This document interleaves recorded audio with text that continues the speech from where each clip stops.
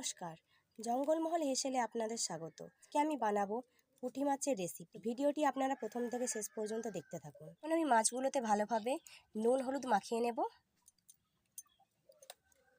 মাছ ভাজার জন্য কড়াইতে আমি সরষের তেল দিয়ে দিয়েছি। মাছগুলো আমি ভেজে নেব। দেখুন মাছগুলো ভালোভাবে ভাজা হয়ে গেছে। এরপর আমি এগুলো নামিয়ে নেব। আমি পরিমাণ মতো তেল দিয়ে দিয়েছি। দিয়ে দেবো 5 ফোড়ন, পরিমাণ মতো নুন, কাঁচা লঙ্কা, পেঁয়াজ, টমেটো,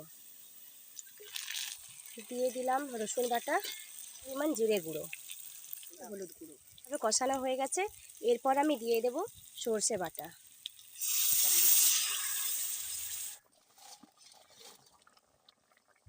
ঢেকে দেব।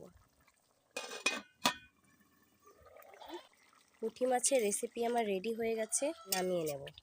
ভিডিওটি আপনাদের ভালো লেগে থাকলে চ্যানেলটিকে সাবস্ক্রাইব করে দেবেন।